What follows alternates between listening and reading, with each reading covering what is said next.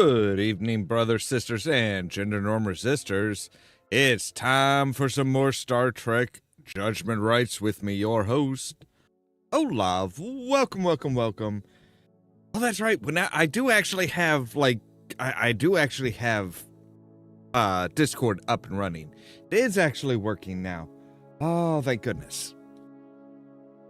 Yeah, like all day today, I've been trying, I try and open up Discord and they're just like, nah, we're not, we don't, it just kept checking for updates, failed to update, check for updates. I couldn't open up the app, so I was like stuck on browser, which is like the worst fucking way to deal with Discord. It sucked. And hello there, Caden.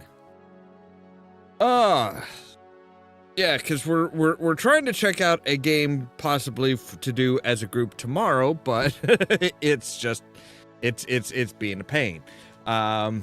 It's hard to coordinate anything without Discord.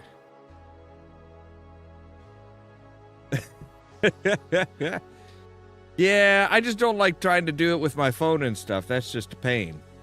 Anyway, so last time, last night we got through a couple missions. We dealt with Trelane, what a lot of people argue is like the proto Q type thing.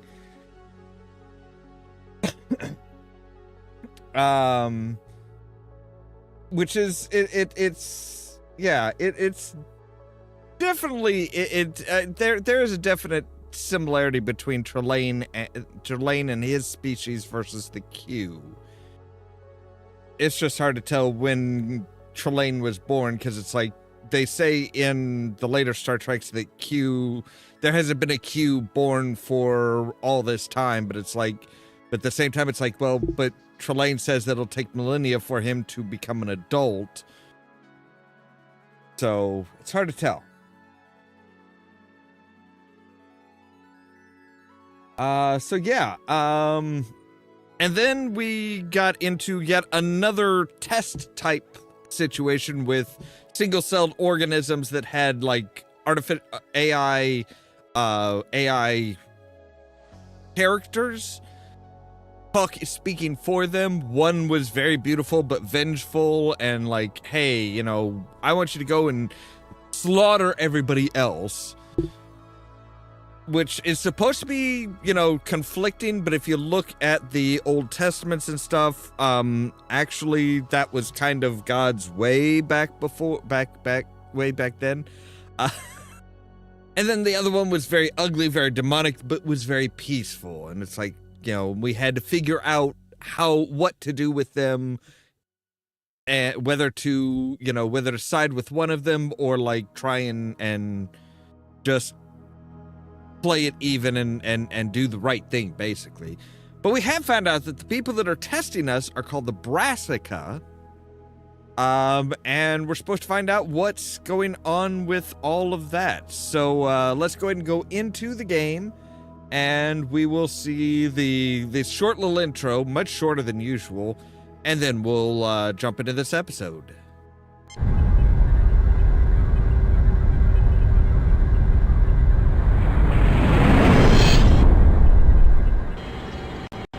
Spock, where do you think we should start looking for this? Brassica? Logic suggests that they will present us with opportunities to come to them. Captain, a message from Starfleet. On screen. Captain, the USS Regulus has been forced to cancel its survey mission to the Antares Rift. We've decided to redirect the Enterprise to that mission. The USS Hood will take over for your current assignment. Of course, the Antares Rift has a rather dangerous reputation. Nothing the Enterprise can't handle. But be careful. Starfleet out. All right, and there you go. That's it. So yeah, we have a few things. Regulus, nothing on that topic. Antares Rift, an area of unstable space near the star Antares. Little is known of its properties. There have been numerous disappearances in this area.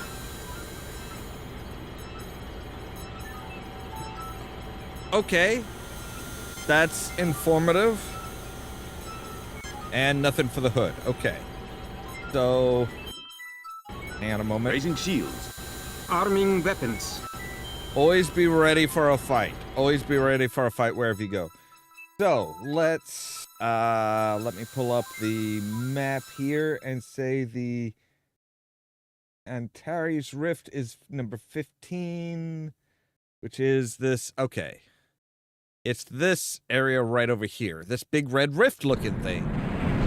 Go figure.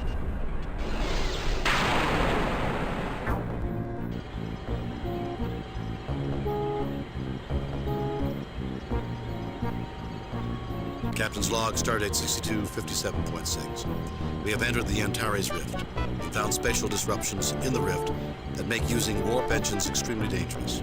Repairs are almost complete on the minor damage we suffered upon entry into the rift. We are continuing our survey using impulse engines. My poor babies.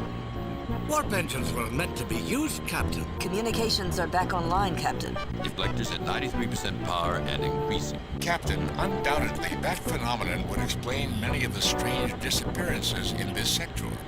Still, with our warp engines deactivated, our computers indicate we will be safe.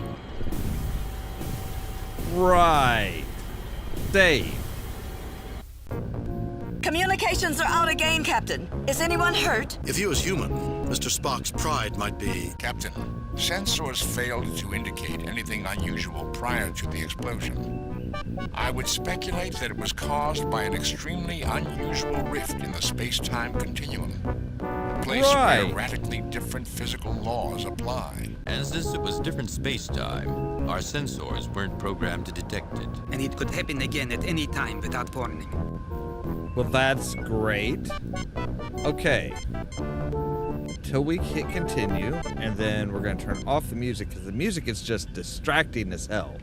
It's so loud that it almost interferes with with all of the dialogue. So, all right, Scott. Scotty, what's our status? Very bad, Captain. Whatever hit the Enterprise hit us right in our own neighborhood. The hull is breached 6 meters from the bridge. Beyond that, the instruments are useless. I can't read or send anything through these controls. We'll need a starbase to make this bridge functional again. Well, that sounds Scotty, fantastic. how about auxiliary control?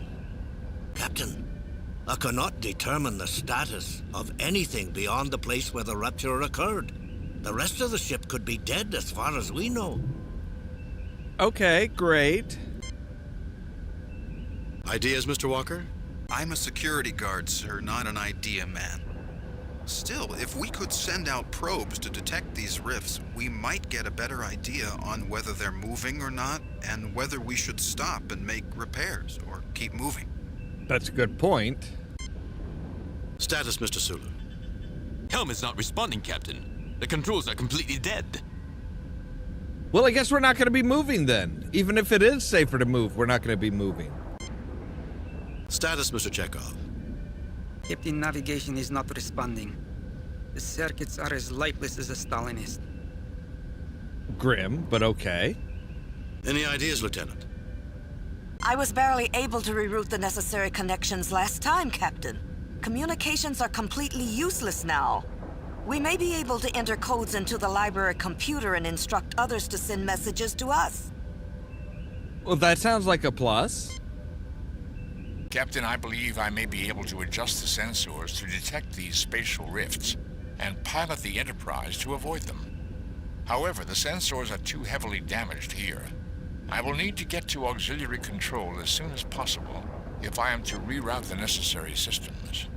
Mr. Spock, the bulkheads were breached just outside of the bridge. No one's going to be able to leave the bridge for at least an hour unless they're transported out. And we don't know if that's safe. All right, Spock, you... Captain, the library computer is online. Apparently, its circuits were shielded from the explosion. Good. I like the sound of that. Captain, I have managed to program a message into the library computer. The first time a person accesses the computer, they will read our distress signal. Hopefully, they can code a reply into the computer, which we can access. All right.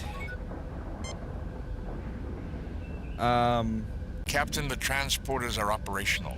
I request permission to be transported, so I can begin the adjustments to sensors as soon as possible. Go ahead, Spock. No, Spock, I'll go first. Go ahead, Spock. Well, I mean, if we go first, then the ship would be without its captain, potentially, and you're not going to be able to do much of anything.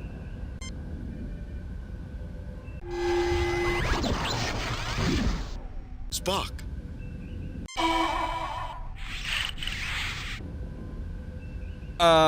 Did anybody else just see that? Spock, what happened to him? Captain, this bridge is useless. For our own sake as well as Spock's, we have to find a way to get out of here. Captain, that thing with the 4 arms wasn't Mr. Spock, was it? I That don't beam think wasn't so. some sort of transmutation beam, was it? I don't think so, but I don't know. I don't think so, Mr. Walker. But the two have to be connected. The controls are still not functioning, Captain. Captain, what was that thing? I don't know, Mr. Chekhov, but I intend to find out. Captain, we need to get off the bridge. I recommend we keep monitoring the science station and see if anyone answers our messages. Right, okay. I can take care of that, Captain. Well, go to it then, Mr. Sulu. I'm patching your log into the computer. You should have voice messages. Captain, we've managed to jury-rig an evacuation tube through the bridge turbo lift. We should be able to keep it stable long enough for you to be evacuated. Great. That's it? Alright, so we should be able to leave then. Alright, come on everybody. We're getting the hell out of here.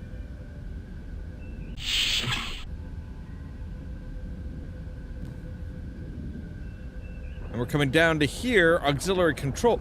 I'm still kind of curious as to the layout of this ship, because it's like the bridge is just up there in a bubble basically by itself. Even auxiliary control is like down further, but it's still got like a straight shot out. But you don't need that. The view screen picks up whatever the outer cameras are seeing and puts that up on screen. So yeah, that's a little unusual. Captain's log. After equipping ourselves with tricorders and phasers, we are now searching for a way to find Spock and return him to us. I've determined that the best place to start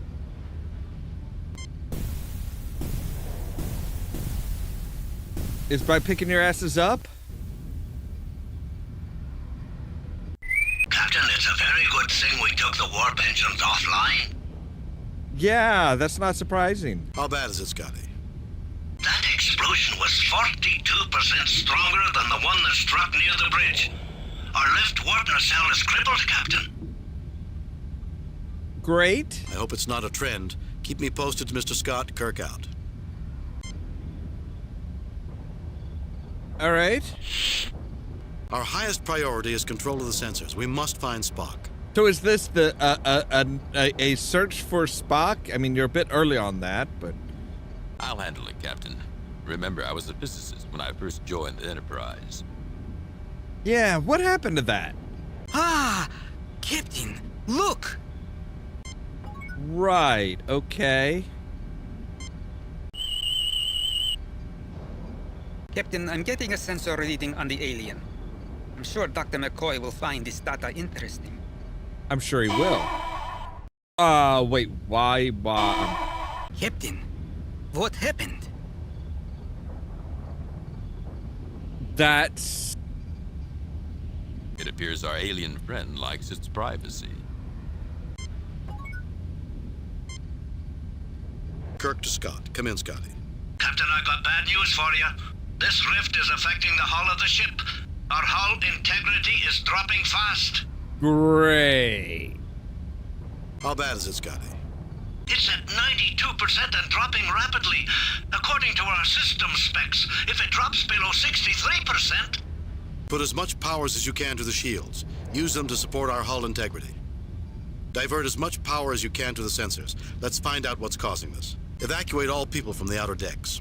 Divert power from life support on those decks evenly to shields and sensors. Oh, that... Put as much power as you can to the shields. Use them to support our hull integrity. That will probably only buy us a few minutes, Captain. Do it, Scotty. Every minute counts. Kirk out. Yeah. Okay. Kirk to Scott. Come in. Kirk to Uhura. Come in. Kirk to sick bay. Computer. Kirk to Uhura. Come in, Lieutenant. Captain, I've moved operations to Galileo 2 shuttlecraft.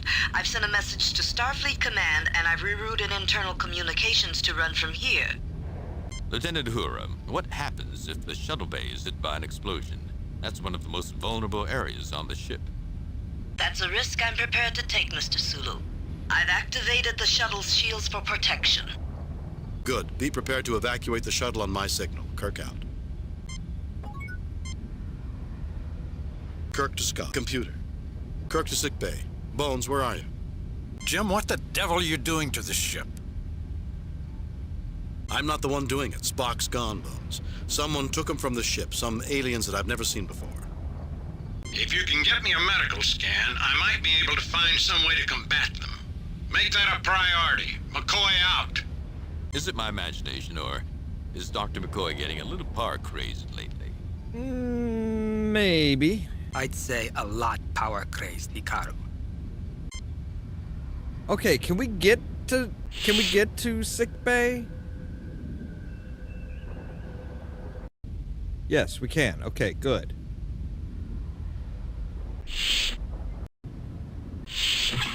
Well, Jim, I leave you alone for 5 minutes and look at the mess you've made. I've made? I didn't do anything. Here's the sensor scan, Bones. Jim, this says our invaders are Vorians. Vurians. But they're extinct. They died out at the time that Cochrane invented the warp drive. They were slaughtered in the Three Systems War. Jim, I know my history, but I also know my anatomy. The alien in auxiliary control is a Vorian. There's only one strange thing. What's that? This creature isn't capable of doing some of the things that you described. It's an ordinary Vorian. No special organs, no unusual brain patterns, nothing that traditionally suggests superhuman feats. Can you neutralize it, Bones? Actually, it's a female. And yes, I know of something that can incapacitate it without harming it. A gas mixture. You'll have to pump large quantities into auxiliary control for it to be effective, but it should work almost immediately. All right, cool. We'll gas it. You have some of the gas sitting right here? Here's the gas, Jim. Be careful with it. There hasn't been a Vorian in 150 years. All right. Well, let's do some research here, shall we? Scott, computer. Let's take a look at the Vurians. Vurians, a race native to Vega 3 with minor psionic talents. They were exterminated by the Antoshi in the Three Systems War.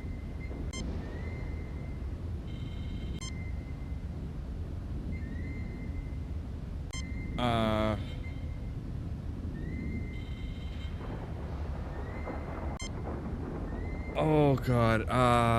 Three Systems War? Three Systems War. There we go. A war in the early 22nd century between the Antoshi and the Vurians, in which the Vurians were exterminated. Right, but if this is like a separation of space-time, then they may be coming from a universe where they weren't exterminated.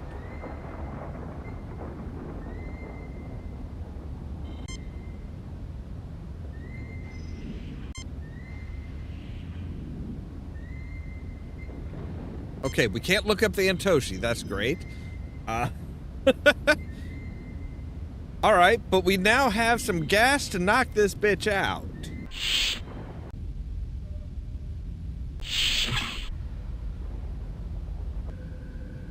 So yeah, I get the feeling they're kind of saying, hey, you know, they're from an alternate universe where, yeah, these these were the winners instead of the losers of that war.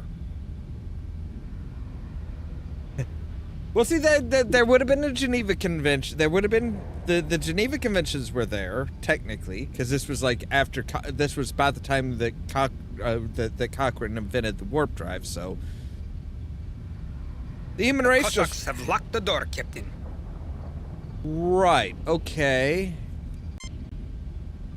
Fine. Let's we get to engineering? We might be able to... Captain, there has been an explosion near the shuttle bay. I'm fine. There has been no significant damage. Any luck communicating with Starfleet Command? I have made contact with the light cruiser USS Jefferson, sir. It will reach the edge of Antares Rift in 16 hours. The Rift is playing havoc with communications. Thank you, Lieutenant Kirkout. All right, so...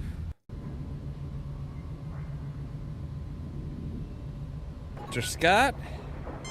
Captain, is it too late to put in a request for an early retirement? Yes, yes it is.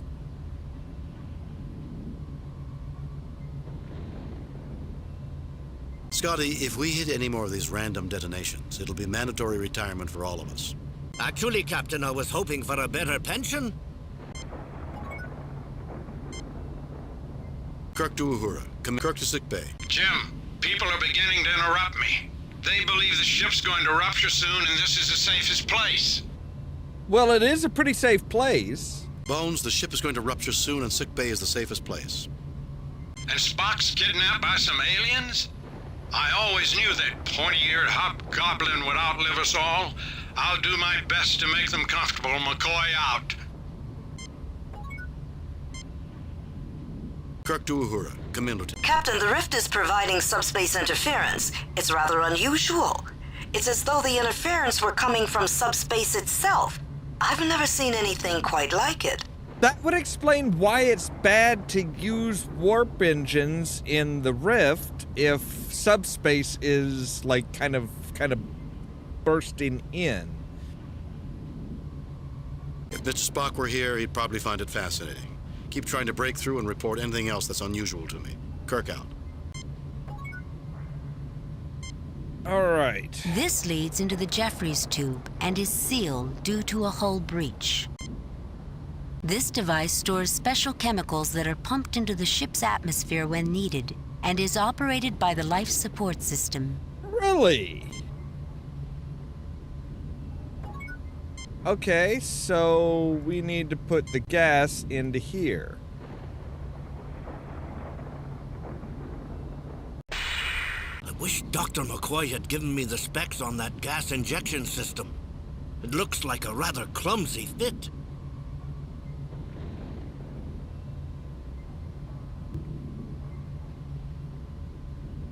I'll do it, Scotty. You'd think that Dr. McCoy would have some respect for engineering. Why? He's not an engineer. Okay, Deflector control. All right. Life support control system. Aha. Kirk, we're gonna use you on here. Tell it to pump that into... Let's see how our alien friend likes Dr. McCoy's medicine. Probably as much as we do, Hikaru. You're talking to the wrong Mr. person. Kyle, can you transport me to auxiliary control? Aye, sir. But I have to remind you how dangerous intership transporting can be. We've really been pushing our luck today. I'm aware of that, Mr. Kyle, but we have to take the risk. I'm sorry, I thought you were gonna be transported. Look, something's happening. He's just poofing the fuck out. Or she. Right, helm... Navigation... This station is identical to the bridge's science station, allowing access to external sensors and the library computer. Okay, so we have, what was this again? Helm... Dealing with shields and orbital systems, navigation, dealing with weapons and ship's heading, and then science. Okay, great.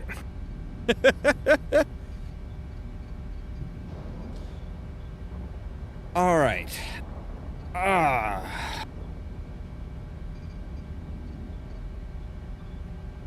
That's odd.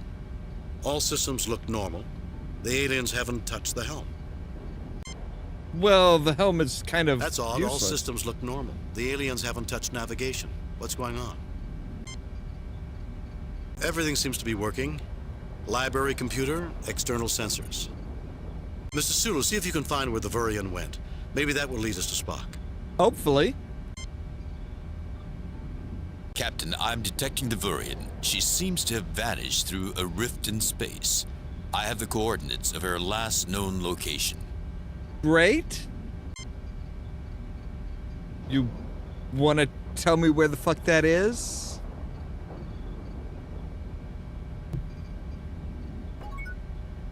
Like that,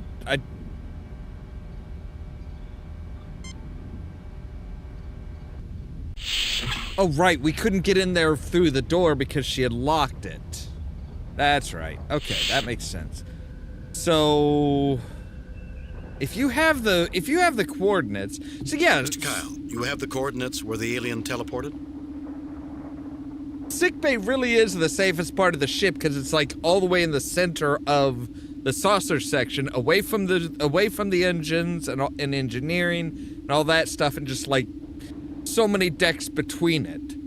So it does make sense. Captain, you're asking me to transport you into another dimension. I may not be able to lock onto you there. I'm aware of the risk, Mr. Kyle. You have your orders. Aye, sir. That would put Scotty in charge of the ship. Energize. Not that he hasn't been already. Captain's personal log. I have transported to many strange places in my day, but beaming into an alien dimension is something entirely unique. Only the extreme risk to my ship and my friend Spock would cause me to take such a drastic risk. This doesn't look like a nice place to visit. There's the Vurian. I don't see Spock. He's got to be around here somewhere. I mean, you're guessing. You are, at best, you are guessing. Now this is strange. According to the tricorder, everything around us is organic. Okay. But it feels like minerals to me. Tricorders don't lie, Pablo. It could be a deception, Captain. But you want to continue your thought there, sir?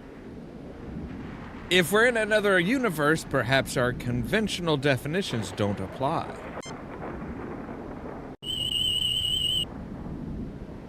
They seem more organic than mineral, Captain. Right. Captain, this stone has a cell structure. It must be organic. It also has a wave signature indicative of some sort of psionic abilities. Huh. Captain, this stone has a cell structure. It must be organic.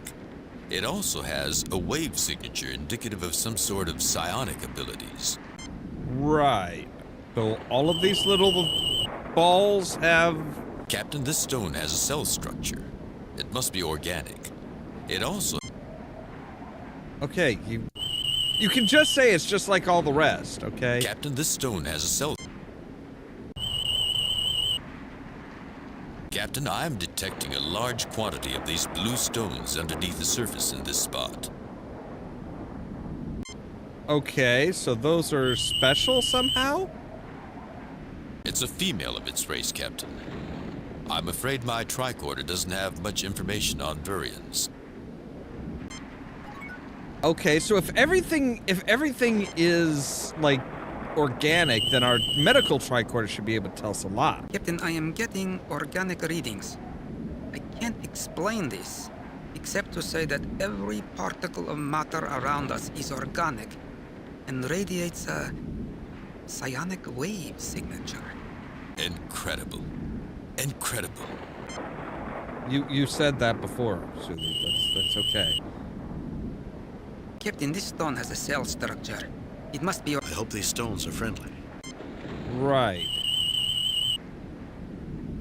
Can Captain, you this stone has a cell structure. It must be... I hope these stones... So, all these stones are the same? The stones are organic, Captain. My tricorder detects intense psionic energy from them. Okay, what's going on with her? No effect, Captain.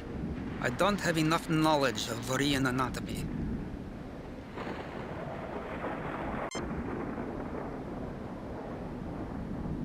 Just out of curiosity, let's scan the rest of the stone. Captain, this stone has a cell... I hope these stones...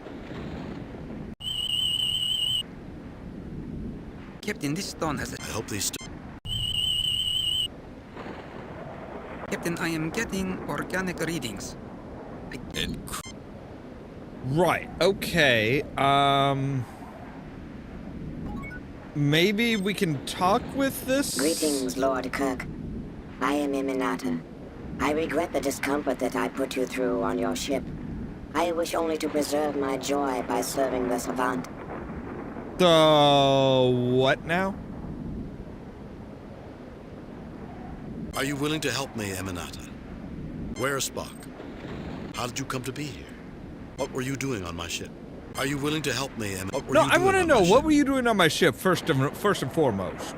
They may not know who Spock is. The Savant empowered me to remove any psionically adept being from your ship, and to prevent you from following him. It was not our intention to do you harm. Right, and Vulcans do have subtle psionic abilities. That's what the mind meld is all about. Okay. The Savant is now summoned, Lord Kirk. He awaits. Not many footsteps from here. By the fountainhead. Seek him. Are you willing to help me? How did you come to be here? I was a lone soldier, fleeing the massacres that followed the Three Systems War. I was heavily outnumbered. In desperation, I attempted to use my son's gravity well to propel my ship into a high warp velocity, so I could escape the pursuit. Right, slingshot around the sun and you sent yourself into the future, didn't you? I remember reading about that war in my history class at the Academy. I was warped into the Antares sector. I traveled through a dimensional rift into this place. The Savant sustained me and gave me joy where there was once only despair. I have been here ever since. The Savant awaits. I am unimportant compared to him. Go to him at once. Fuck that shit. You're important to me. You are the last of your race. That makes you very... Can you talk about the Savant? I will. You are the last of your race. That makes you very important. Yes. Physical forms are unimportant. A species is only a similarity of material form, constructed from genetic instructions. Only emotions matter.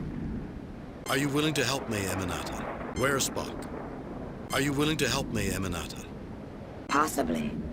I am aware of your ship's distress. I can bring it to the attention of the Savant. It may help. Actually, I was thinking more about freeing Spock. What is the Savant? I would appreciate the Savant being informed. Actually, I was thinking more about freeing Spock. I do not know how I can help you, Captain. Speak with the Savant, and perhaps things will be clearer. The Savant awaits. I will. You are the last of your... Physical... Are you willing to help me? Where's Spock? Are you willing to help? Possibly. Actually, I was... What is the Savant? A being found that the physical form impaired his emotions, and so he discarded it as a lord discards his raiment.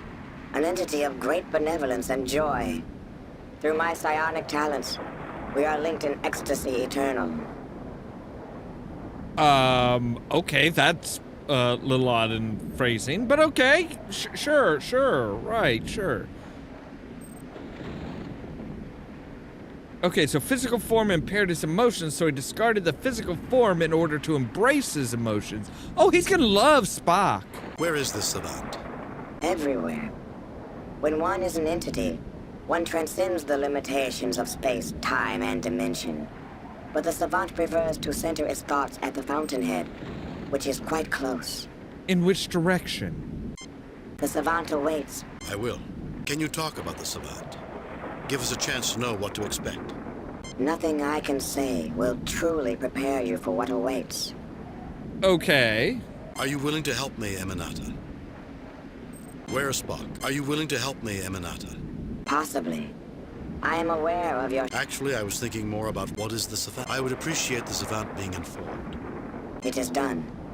The Savant awaits. Okay. Well,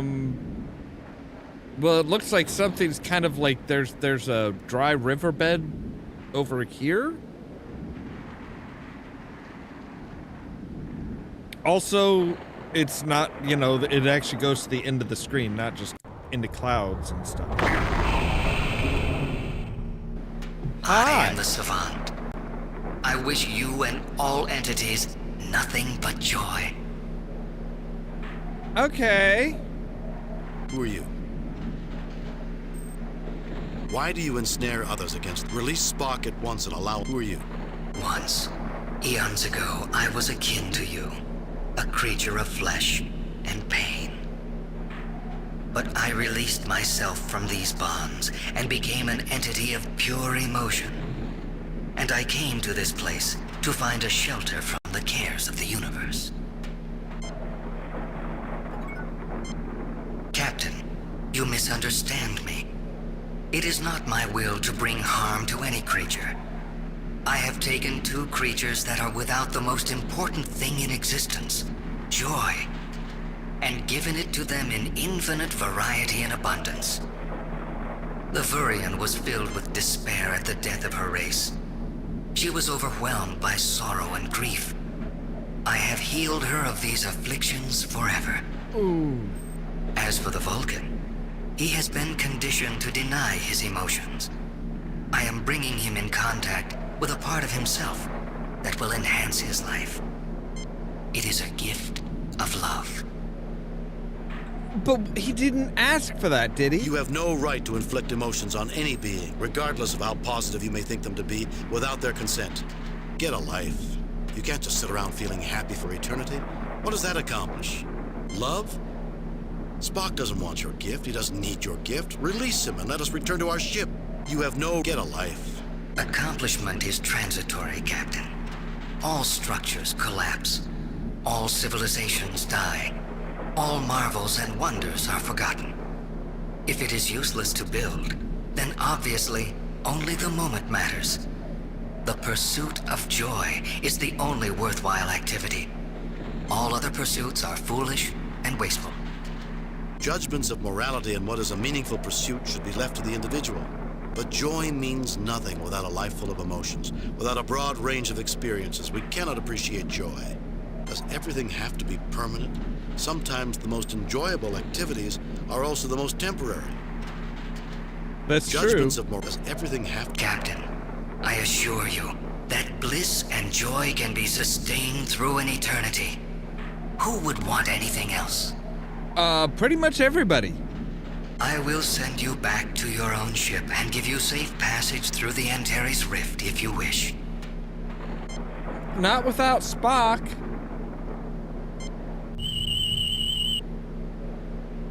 It's some kind of life pod, Captain. I believe it is of Vurian design. It's some kind of life... What is that brown piece of... The pouch appears to be composed of some sort of tanned animal hide. It's old, but not very worn.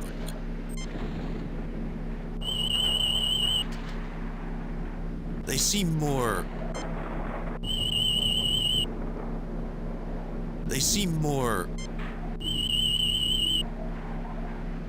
Captain, the readings are incomprehensible. The tricorder has no idea what all these waveforms represent. Okay.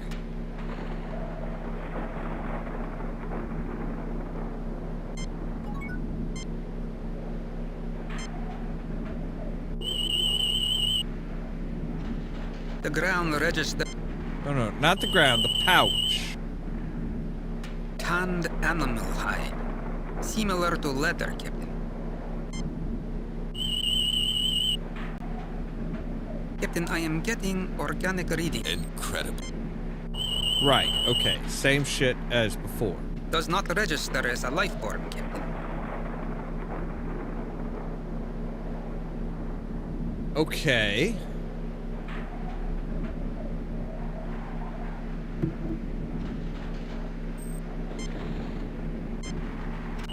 Are there any life forms in there? No signs of life, Captain. No, okay. I should probably do a save here. Save new game.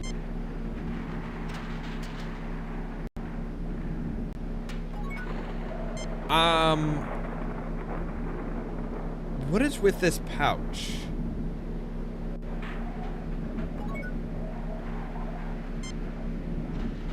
A pouch found in the wreckage of a spacecraft. Uh-huh. Well, there appears to be something further off to the right. So yeah, like the Virion was like writhing on the ground, almost looked like it was in pain, but it was apparently in joy? Spock, what have they done to you? Yeah. Fascinating. Emotional intensity of a previously unknown level. Our link with the Savant acts as an amplifier. The more minds in union with him, the greater the level of emotion. And happiness is a powerful emotion. Right. Spock, do you want this?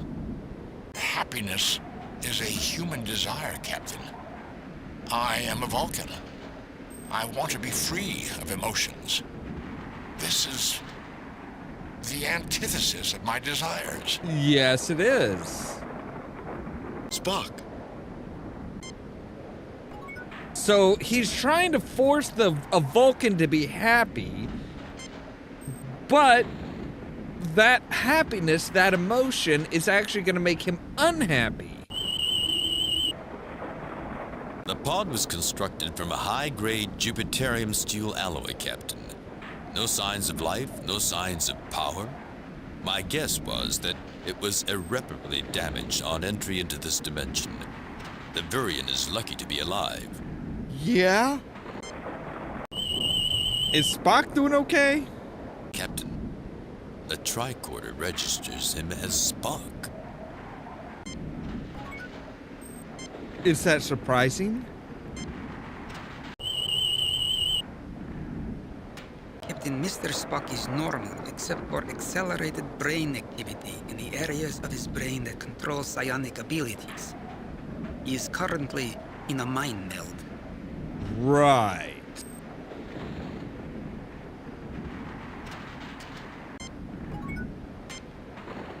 I shall try to tell you what I know. The emotions make it difficult to communicate.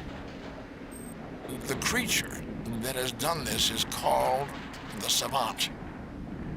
A being of great power that has transformed itself into a creature of living emotion.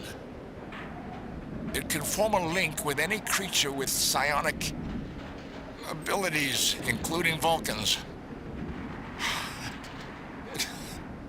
It taps into latent emotions and amplifies them, using them to increase its emotional stability. Oh god, and every rock is a creature with psionic ability. What happens if it gets cut off from you and the Virion? It would be alone, but could cope.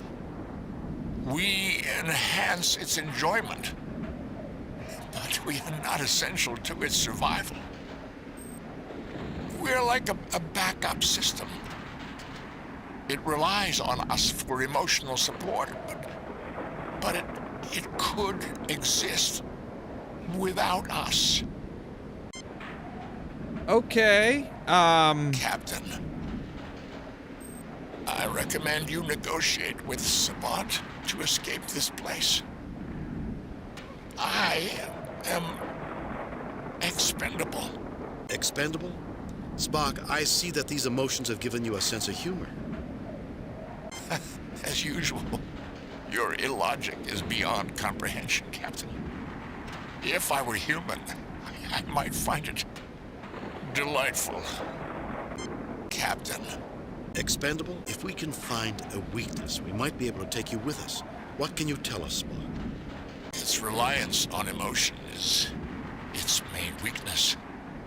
It is a creature of intense needs.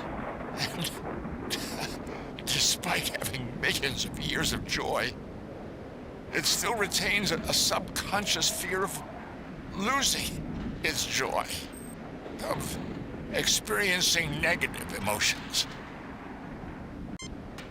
Captain. Expendable? If we can, Spock, can you negotiate with the Savant on our behalf? It refuses to deal with issues of logic and free will.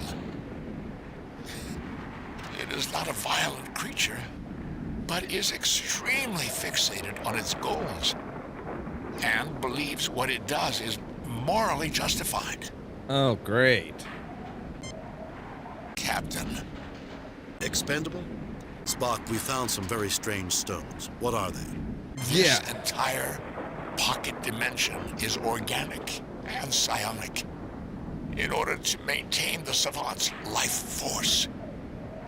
Negative emotions that are suppressed might be absorbed in mineral-like pockets beneath the surface of this dimension. Right. So these are all the negative emotions that it sucked out of people?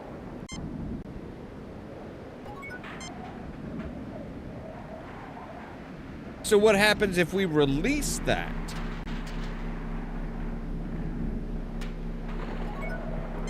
Welcome. Have you come to ask for transportation back to your ship? Not without Spock. Savant, isn't there anything I can do to make you see reason? Release Spock, or we will be forced to destroy you. Not without Savant, isn't there anything I can do to make you see reason? Captain, I do see reason. My intellect is many orders of magnitude beyond yours. You should trust my judgment. I trust Spock's judgment, and you're imprisoning his free will. Savant, creatures like ourselves need to be free to make mistakes and to learn from them. Only then can our intellects advance the many orders of magnitude that are needed to equal yours. Really? I see you have great power and great splendor, but I don't see great wisdom. Let's not insult or threaten Savant, him. creatures like ourselves need to be... But I can elevate him to my level without any suffering. He need not experience the hardships that my race experienced. Is this not an extreme act of mercy? No, it isn't. All right, let's go back and talk to the Vurian. So I have a feeling that that leather pouch is hers. And the question is what, yeah. Okay, so... Can we show her the pouch? Captain, I don't think the Vurian will fit in the pouch. No, I was wanting it... Okay, how about one of these? I'll get them, Captain.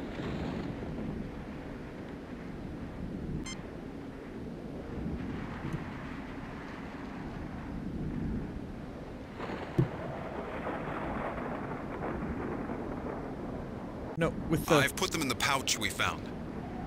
Boy, am I getting an odd feeling from these stones. You have met the Savant. Now you realize the true power of this place. Are you willing to help me, Eminata? Through the Savant, I know your desires. Why should I help release the poor Vulcan into a life of misery? Because I need him to save the lives of over 400 people on the ship. Because Spock does not want artificial joy. He does not want this lie. Because I need him to save the lives of over 400 people on the ship. Very well, Captain. I will help you. Okay, great.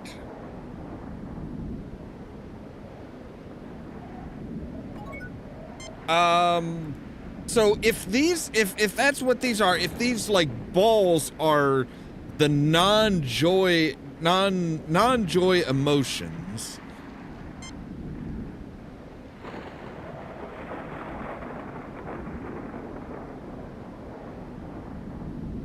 the stone is now in your inventory. Great. Maybe we can, like, pick these all up and just, like, sling them The stone is now in your inventory. Sling them dump them in Savant and be like, hey, here you go, buddy. Deal with all this fucking emotion. The stone is now in your... I don't know what the color code is for the emotions.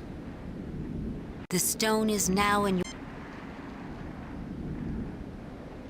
But it does make sense as to what they're saying. They're saying, hey, all of these... The stone is now in your... All of the stones and all the stones down below are the negative emotions that he's, like, purging every so often.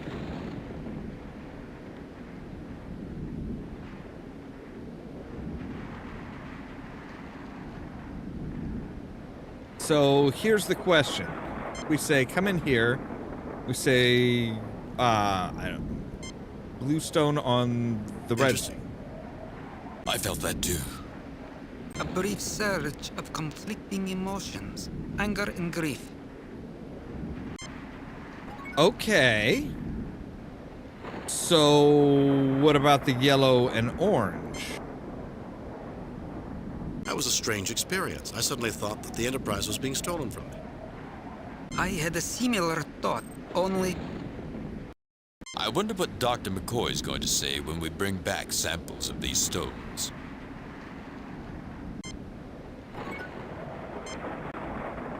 I'm sorry. It sounded like Chekhov was That was going a strange experience. I had a... I wonder what Dr. Oh, no, okay. Just...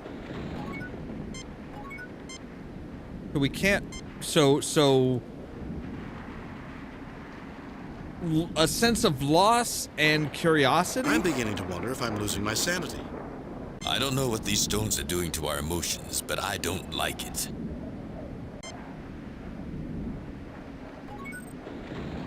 Okay.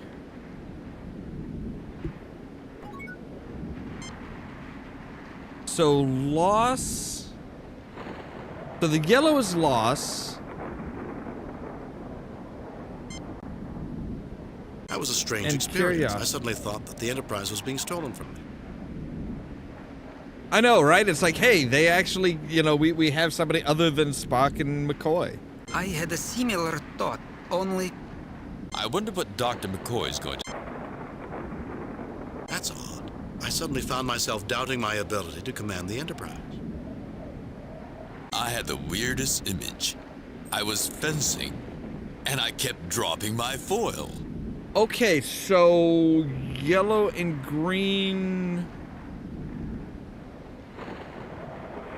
And I was... well, you wouldn't be interested. The instant those two stones came together.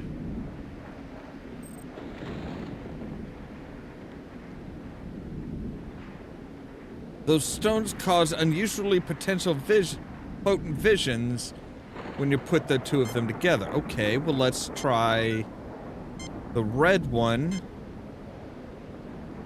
on Let's not do that again. I'm sorry, Captain. I know. I think we all had that emotion. I'm glad I didn't have a phaser in my hands when you put those two stones together. That's anger? Just pure anger? Damn that, it's gone. For a moment, I felt angry. Angry at myself for not moving the ship away from that explosion. Okay. And I felt angry that I had not withdrawn from the Antares Rift. These stones definitely generate strong emotions. Okay, so red is anger, but orange is like regret or fear.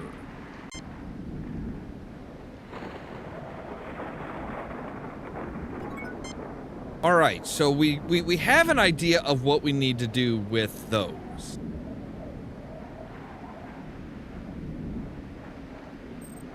So it gives us an idea of what the different emotions do.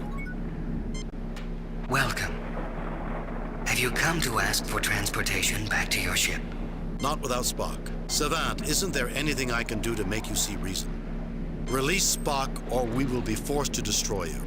Savant, isn't there anything I can do to make you see reason? Captain, I do see reason. I trust Spock's Savant, creatures like us, really? I see you have great power and great splendor, but I don't see great wisdom. I have taken sorrow and turned it into bliss. I have No. taken that which denied feelings and have shown him his true nature. Is that not wisdom? Well, no. All right. Here, try this. This object has no effect against me.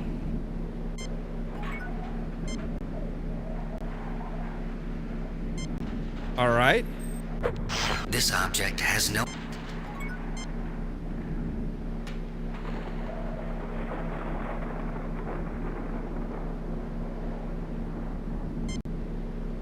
Maybe because it's This not object quite has no- organic enough? This object has no effect against me. This object has... You disturb my rest. Fortunately, I am not alone in bliss. Do not use such a tactic again on me. I warn you. Ooh, that sounded like anger. What is this? Yeah. What am I feeling? What have you done? What's the matter, Savant? Not feeling those good vibrations? Bad timing. Bad timing. Life isn't all happiness and joy. It's time you experienced a reality check. Is that sadness you're feeling, Savant? It couldn't be that those inferior humans have outwitted your great wisdom, could it? What's the matter, Savant? Life isn't all happiness and joy. It's time you experienced a reality check. No. I have spent millions of years trying to escape the anguish. Misery is the destroyer of worthy souls, Captain, and you are destroying me. I'm not destroying you. Your own unwillingness to respect others is destroying you. Free Spock and return us to our ship, and this will end. I didn't want to do this, but if I have to destroy you to free my friend, I will. I'm not destroying you. Your own unwillingness to respect others is destroying you. There we go. Yes. Am I really such a monster that I deserve such pain? Yes? You have lost respect for others, Savant. Everyone may have different goals, different ideals than you, and you have the right to pursue them. You need to respect their free will, even if it makes them miserable. You do not understand me, Captain, but I am in no mood to argue. You and your scientist may be freed. Enjoy your universe, Captain Kirk.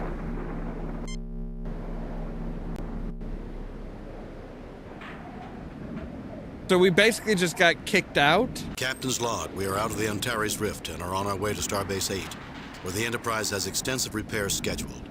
All crew members, including First Officer Spock, are safely aboard. So, Spock, you mean you had an eternity of pure enjoyment and you gave it up? Affirmative, Doctor. That has to be the most illogical thing I've ever heard. Humans spend their entire lifetime dreaming of an eternity of pleasure. As do animals in the field. Perhaps humans are meant to be better than that. Perhaps we should dream of greatness and not simple gratification. Greatness is a term subject to individual interpretation, Captain. The savant viewed the pursuit of greatness as useless, because all great deeds and accomplishments are destined to be forgotten in cosmic terms. A cosmic being thinks in cosmic terms, Spock. But somehow that philosophy overlooks a lot of life's little pleasures. There's just one thing that bothers me about the whole thing. Really, Doctor? Spock finally got to enjoy himself, and I wasn't there to see it. Now that's something worth remembering. Hey, it's not my fault, okay? They didn't let me take you. Message from Starfleet Command. On screen. I reviewed your report from your recent assignment, Captain, and I am very pleased with your performance. It was a perfect mission, Jim. Your reputation as Starfleet's best starship captain is secure. Kane out.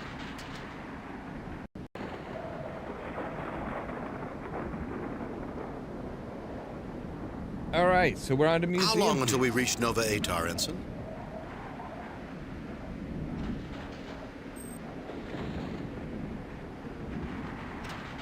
About 23 hours, Captain.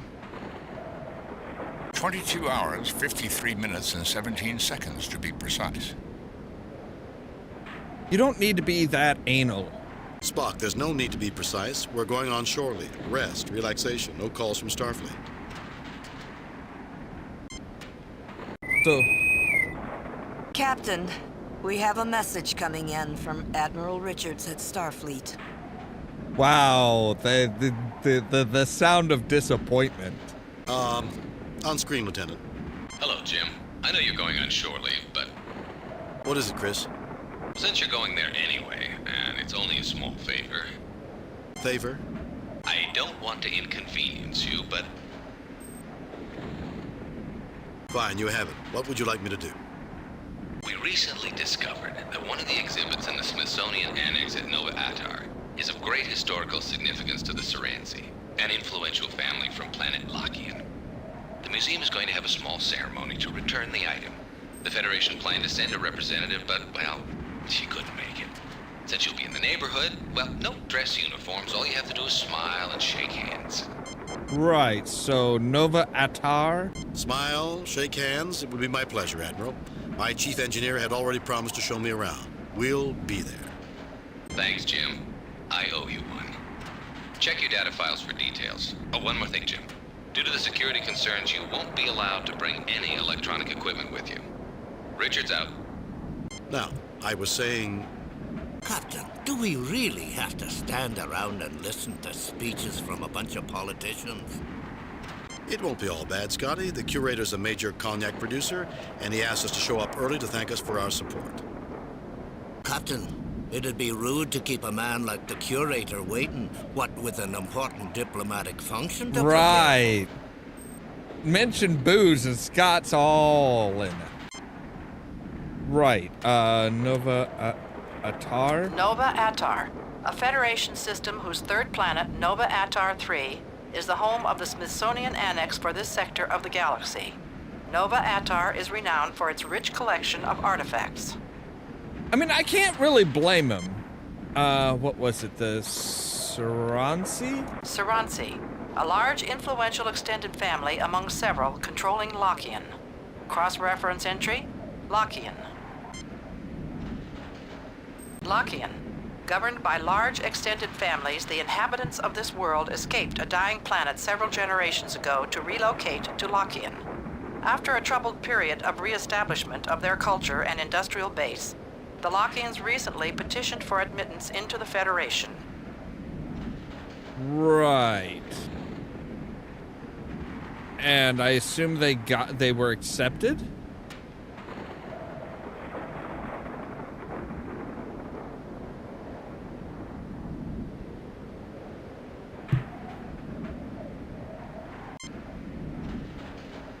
Kazakhstanian cognac, liquor manufactured under the ideal conditions on the planet Nova Atar that allow for growing of a variety of grapes for fine brandies. A specialty on Nova Atar is the double fermentation and blending that creates cognac. Right. So we finally got to look up the specific type of brandy. It wasn't brandy, it was actually cognac. There's a slight difference. All right. All sensors are clear, Captain. Raising shields. I doubt we'll need them, but Arming weapons. this is the type of mission where they'd be like, oh yeah, you're just going there on shore leave. No need to worry about combat. All right, so that is Nova Atar is 16, which is down here. Yeah. We get some booze again. We've arrived at Nova Atar, Captain. Bring us into standard orbit, Mr. Sulu. Aye, Captain. All right, so we didn't need our weapon system. Notice every planet looks the same. They're all like gaseous. They look like gas. Lowering shields, Captain. Disarming weapons. We are at Nova Atar. Curator Bresnia bids you to beam down at your pleasure. All right.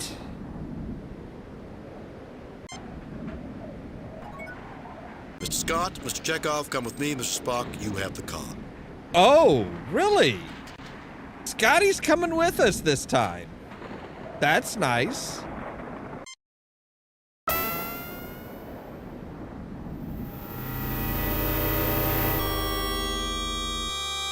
Lieutenant Kirk, good to meet you. I am Boris Brezhnev, curator of the museum. Everyone is buzzing about visitors from the Enterprise. A real feather in my cap. The pleasure is ours, sir. This is my chief engineer, Mr. Scott, and Ensign Chekhov, our navigator. Most pleased to meet you both. Chekhov, a fine name. I'm certain you will be interested in sampling the Kazakhstanian cognac, distilled and blended by my family. In fact, I will later show you my most prized possession, a bottle of our finest vintage, aged 40 years from our very first pressing. But isn't cognac French? Originally, Mr. Scott. But before my ancestors came to settle this planet, they went to Cognac and purchased cuttings, brought them here, and made enhancements. You could say we reinvented Cognac. I do not wish to be rude, but you gentlemen are a bit early, and I must see to making certain the cleaning crews are finished working. Please, feel free to look about a bit. I will page you later, and maybe you will join me in a small toast before the ceremonies? Yes? We could do that. It would be our pleasure, Curator.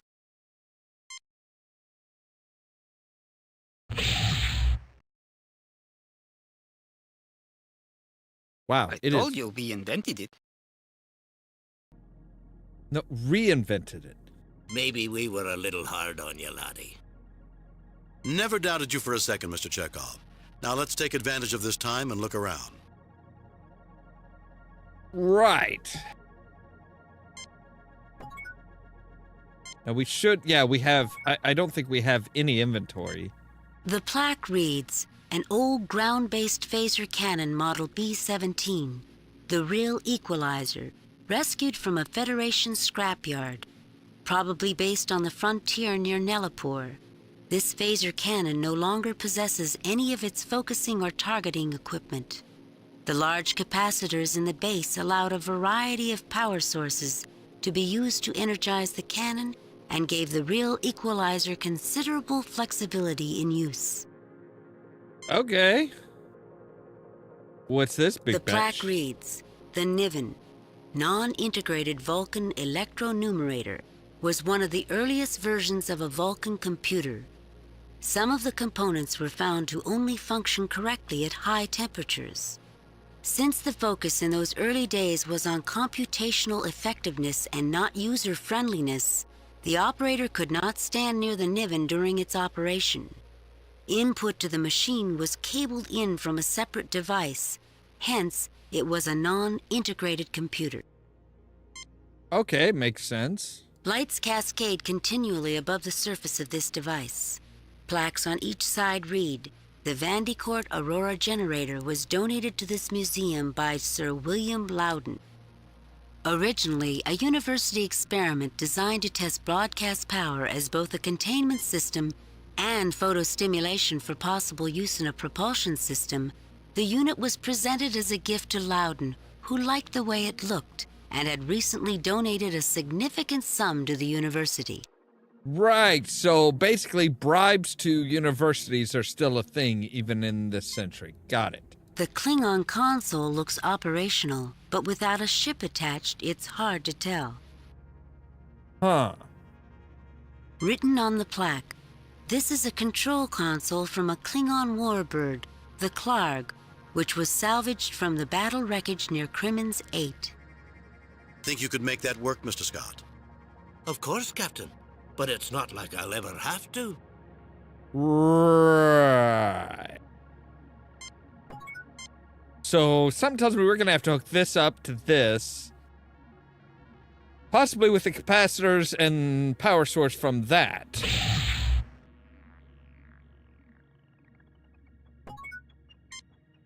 The plaque on the old machine reads, an early experimental transporter. The Murnane 8 was from a time before transporters were safe for travel by living beings. Constructed to be a frequently modified testbed, the Murnane 8 had only a small loading bay. The destination controls were also still in testing, making the use of this transporter as much art as science. This EVA suit was worn by Ivan Petrovsky, a late 21st century Terran astronaut, during the famous Commonwealth mission, Petrovsky used this suit to dock with the damaged spacecraft SS Commonwealth and saved the vessel from certain destruction in orbit around Mars. Petrovsky. Isn't that a Russian name? I don't think so, Mr. Chekhov. I sincerely doubt it, laddie. Really? I would have sworn it was Russian. I mean, it's not necessarily Russian. An old communications panel. On the plaque, this communications station was removed off the old freighter, Big Bear Running, when that ship was retired from its customary Benchley to Sawcare run. Outdated by today's standards, this system was known for its powerful transmitter and ease of repair. As a side note, the shell of the Big Bear Running was used as a testing target for present models of photon torpedoes. Oh, well, that's great.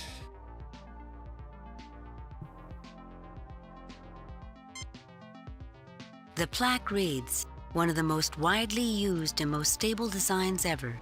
The Umber Hubble Mark 84 has been used in far more ships than any other model. Right, created originally for the Deacon-class cruiser, the Hubble was quickly adopted to a wide variety of ships. I don't know why they just, cut off. Captain Kirk, I trained on one of these. It's solid as a rock and twice as dependable. Remind me after the ceremony. I'll talk to the curator about letting you look this one over. More thoroughly. Thank you, Captain. I'd dearly love to put it through its paces.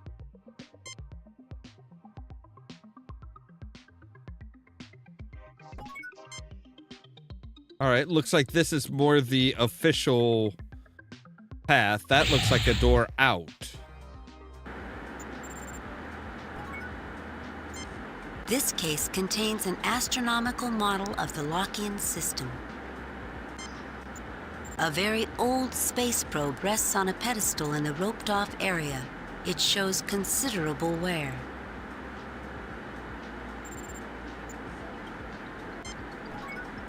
Can we go through here, please? Gentlemen? I'm sorry, this door is for museum personnel only. Have a nice day. Captain Kirk and party, please report to the curator's office, please. Captain Kirk and party, please report to the curator's office. I hope you enjoyed your tour, gentlemen. Please join me. Would you mind if the first toast with the Kazakhstanian was to the Enterprise? Curator, why isn't that Brezhnev cognac? For heaven's sakes, Chekhov, don't interrupt a man on the verge of toasting the best ship in the fleet with the finest cognac on this side of the galaxy. My apologies. Okay, but ours was already poured. Questions later, then. The toast. Here's to the Starship Enterprise. Yeah, I'm a little concerned. I am a little concerned.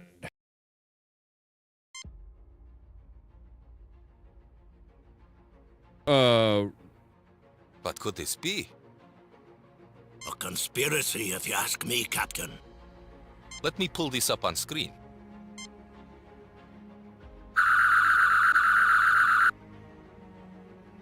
They've destroyed my camera. Well, let's see how they deal with our other security systems.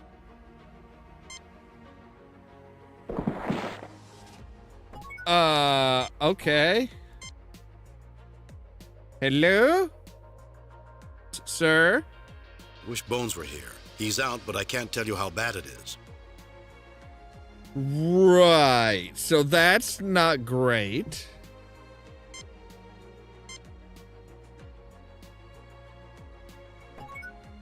Mr. Scott? Can you do anything about that? I mean, I know you're a red shirt, but you're the red shirt that never dies. Not much of a trap, really. Fixed it up with a wee change of wiring. Great. What can you tell me about it?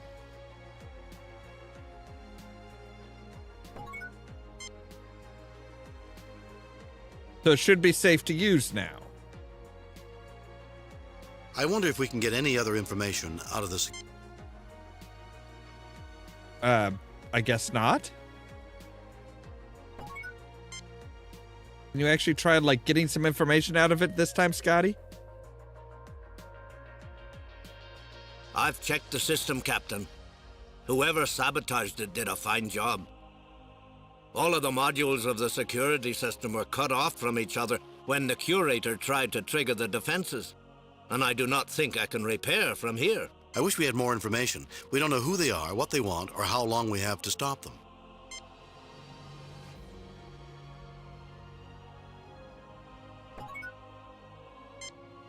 All right. An enormous bottle of cognac. The plaque below reads, "This Jeroboam of Kazakhstanian cognac is from the first blending and 40-year aging on Nova Atar." An old suit of armor, but with a strong framework added inside to avoid any accidents. It's holding a large metal lance in its right gauntlet. A nearly full decanter of cognac. The Curator's desk. Neat. Well, let's try this. This is helpful. There's a button under the edge of the desk when the Curator wants to open the door.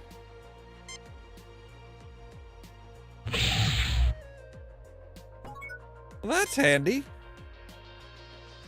Can I take the lance, since they really pointed it out? The large lance shows somewhere.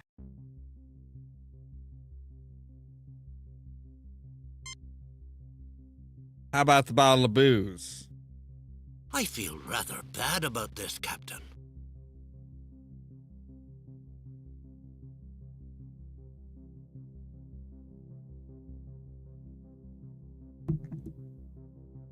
I do too, Scotty, but it's always surprising what you need in an emergency. That looks like there's something there.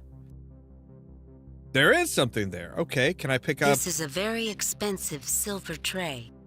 Well, silver is good for electronics. The decanter is nearly full. Subnautica helped me with that. So no what... effect. No, the paper. Pick up the piece of fucking paper. I wonder what this is for. Well, that's a good question. Let's take a look at it. The note on the paper reads, Bresnia, VVSOP 2123. Uh-huh.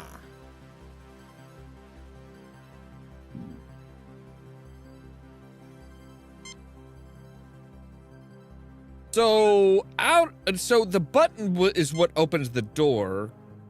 Mr. Chekhov, see if you can wedge that knight under the door. Yes, Captain. Let's make sure we can always get back. There we go. So now we have free... There, that should hold the door open. Is that a butterfly? This glass birdhouse is the nesting place of a Brecnarian swallow. Okay.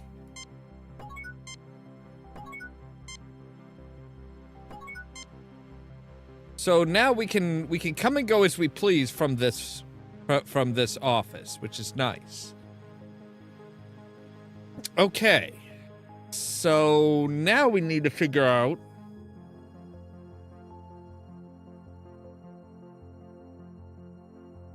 let's try and go through door 7. Security lockdown is in effect.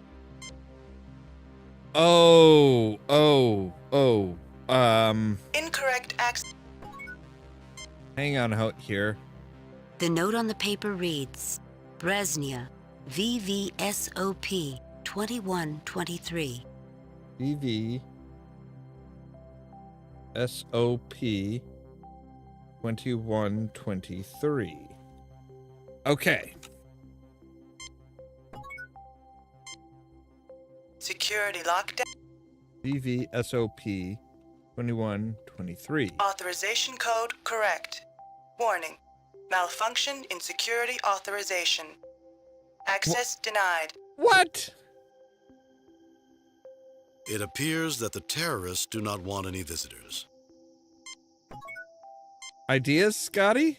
Captain, when you were in school, did you ever make a tennis ball cannon? Of course, Mr. Scott. It's a dormitory tradition. Empty cans, tape, and a little propellant.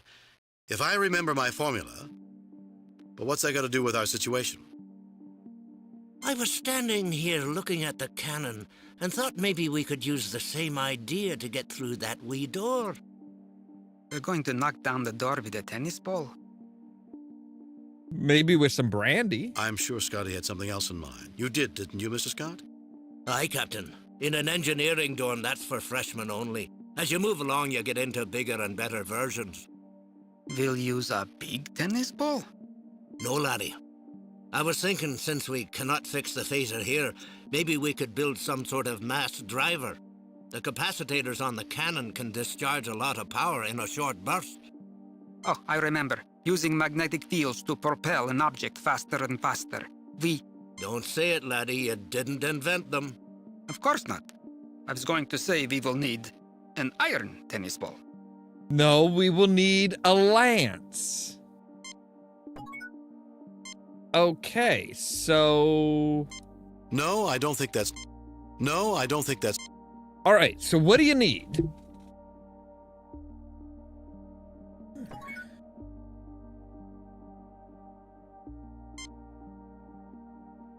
This is not exactly my area.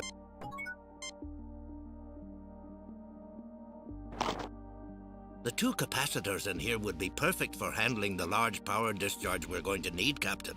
So I've pulled the beasties out of the Kind of, yeah. That sounds about right.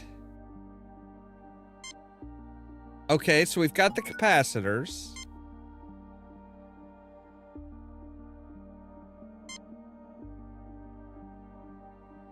The capacitor should charge very quickly. Well, let's charge them both up. The capacitor should charge very quickly. Okay.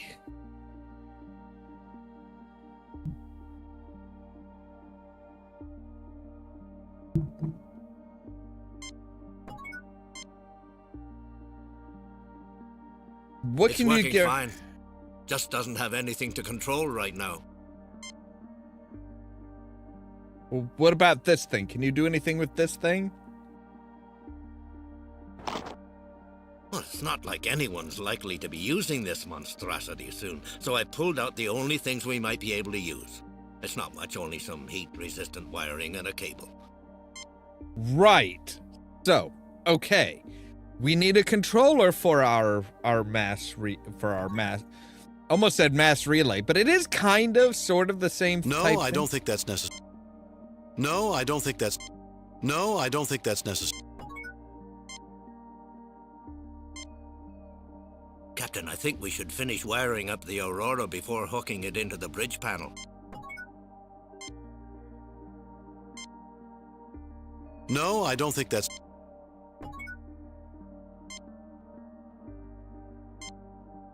No, I don't think that's...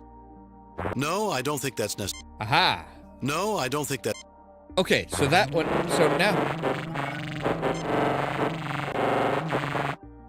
All right, Chekhov takes the capacitor off of the Aurora generator. No effect. What do you mean, no Chekhov effect? takes the capacitor off of the Aurora generator. Okay, so we've got that. We've got the capacitors are charged, which is great. We've got some of the wiring.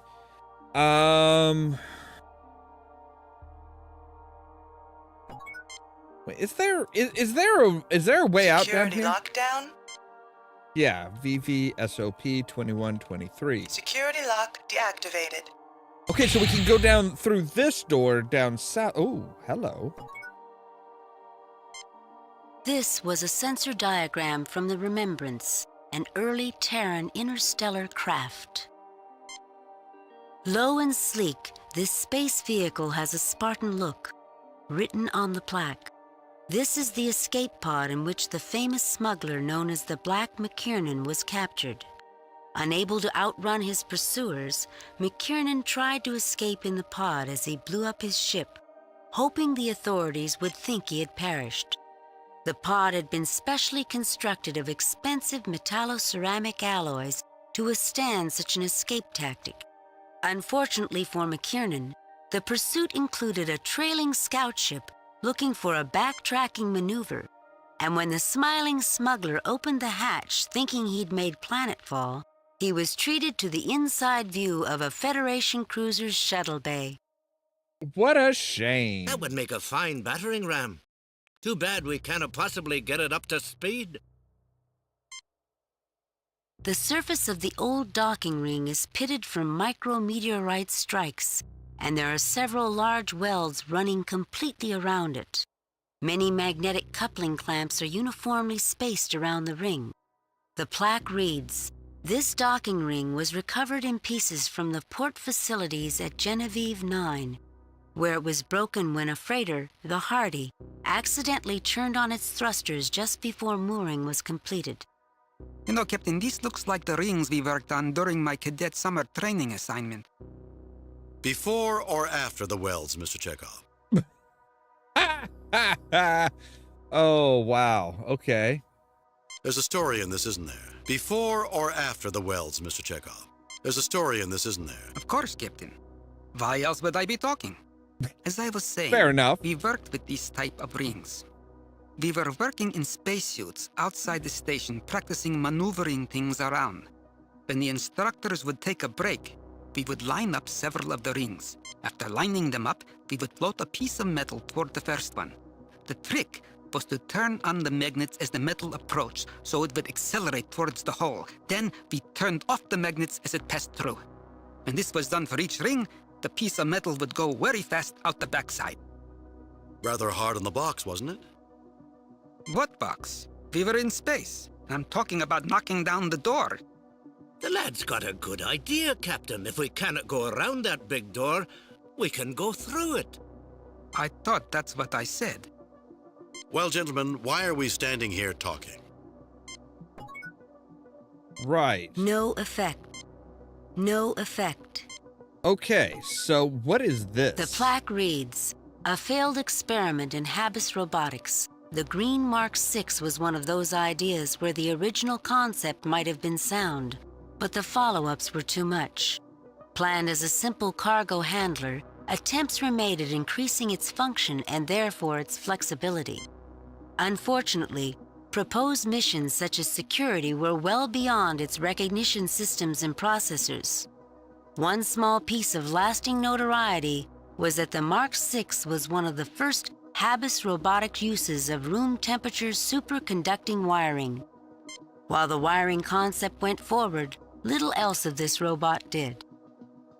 If we could make it run, maybe we could use it to force the door open. Interesting idea, Mr. Chekhov. We'll have to keep it in mind. Right. Okay. So if we... All right. Mr. Scott, can you check on that, see what it needs? Everything on this pod's too tight. I need the proper tools. I was able to get one loose access panel, but I'm not sure what we can do with it. Okay. But if we... All right, let me think about this here. So we have a robot that was basically used to move things around, right? So if we say put a capacitor in here so that it has some juice.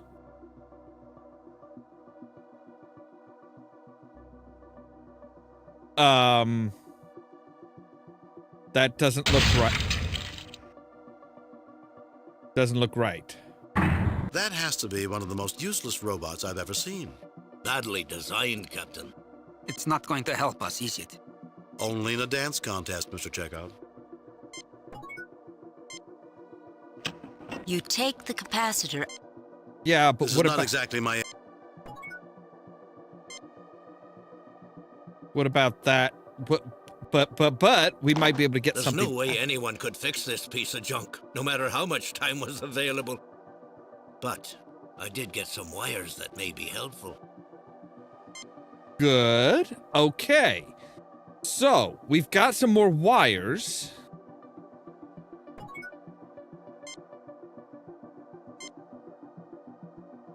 No, I don't think that's... All right. And the capacitor that we had is now dead, which is great.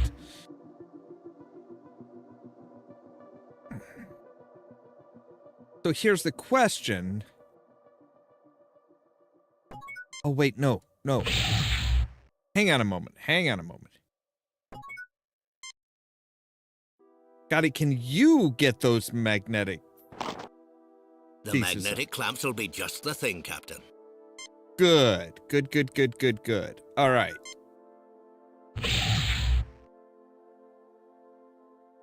So I think we're going to wind up using maybe this table as...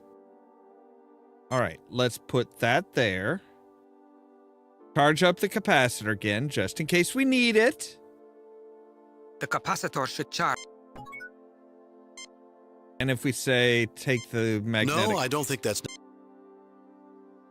Right, so put the magnetic couplers there so that it's kind of We like... have to wire them up, Captain. That's going to be the real job.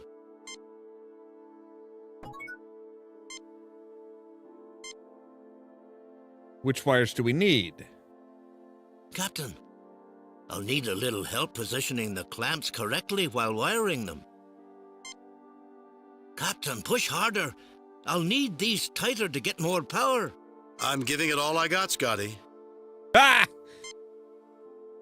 Fuck you. Yeah. How do you like having your own thing? Actually, Captain, I don't think these will do. They'd survive firing the beastie, but they don't carry enough current for what we're likely to need. I'm sure we could find something that would work in this place. Okay, well, we do have this thicker thing. We are hooked up here, Captain. Great. So now the idea that I have is if we take this wire... No, I don't think that's... Okay, so we have this metal lance. Chekhov takes the capacitor off of the Aurora generator. Yeah, we don't want it overcharging. So now we've got that set up so that it'll continuously speed that along. The question is which... No, I don't think that's... We could give it some extra... No, I don't think that's... Oh, okay. All right, so... We've got that all done up. We do need a piece of metal to go in here. So if we say the lance... One projectile ready to go, Captain. All right. Mr. Scott? Don't walk in front of our big-ass fucking gun at any time, please, but whatever. We'll need to have a power storage source before we can do anything. All right, fine. Use the capacitor. No, I don't think that's necessary. No, I don't think that's necessary. Right, capacitor. There's not enough power yet. We'll need... All right, fine. We'll use both capacitors. Thank you, Captain. This'll be just like old times. School must miss you dearly, Mr. Scott. Kirk, don't walk in front of a fucking loaded weapon.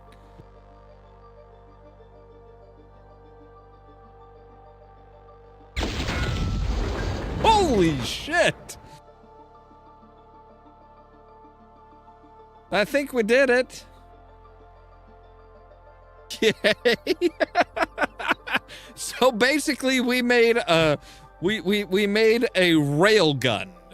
That is what a rail gun is just a series of magnets that just that are programmed just right, so that it pulls a piece of metal. Each magnet starts pulling and then releases right as it reaches the middle point to speed up and fire. Just basically a metal rod. The engineering panel. Look what we've done. Oops. My bad? The spacesuit. We made a bit of a mess here, didn't we? We had no choice. Remember, who's really at fault here? That we will, Captain. Hang on a moment here. Wait, why did I hear a door opening there? I don't think we can use... Well, maybe? Chekhov takes the capacitor off. Wait, are these still charging or not? An old-style phaser cannon. The surface of the generator is a mass of melted wiring and metal. The only glow is from dissipating heat. Okay, no, it is not going to charge these, but they might be. Takes the they might be valuable later. Always pick shit up. Although badly scuffed, when it was blasted free of the sealing, the gas canister and nozzle look functional. The curator mentioned these were in each room. We could open the door and spray it on the terrorists. If it's fast enough to stop them from using their phasers, it'll stop us too. And they'd get a warning if the door started to open. Time enough to put the hostages in jeopardy. Yeah, but we might still be able to find a use for it. The gas canister is a bit beat up from the fall, but still functional. All right. Mr. Scott, what can you tell me about this machine? This is I don't think McCoy would like this transporter, Captain. Even I would not want to use this one. Well, yeah, it wasn't meant for human... You not use a piece of equipment? Why not, Mr. Scott? This little beastie put out a wee bit of energy discharge during transport. You've heard of the Heisenberg uncertainty principle. Of course, Mr. Scott. Well, this is the Mulligan certainty field, guaranteed to do bad things to you even Dr. McCoy cannot fix. You can block the radiation, but she's not something I'd want to play with unless I absolutely had to. You'd have to repair the wires anyway. And the power unit's been pulled out too.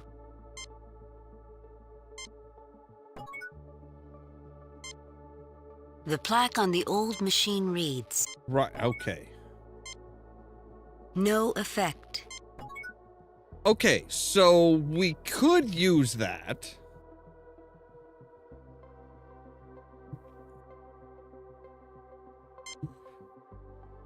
It's not going to be safe to use from inside, but if we could control it from far enough away, we could transport that canister in so that it pops open and gases everybody in the room.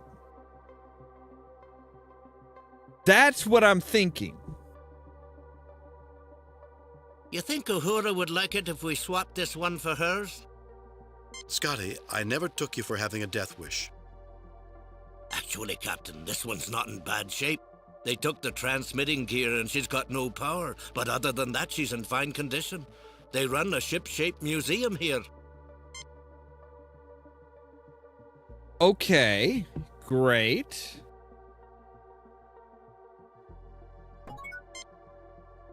What is up here? We never did go into room 9. Security lockdown? Right, VVSOP 2123.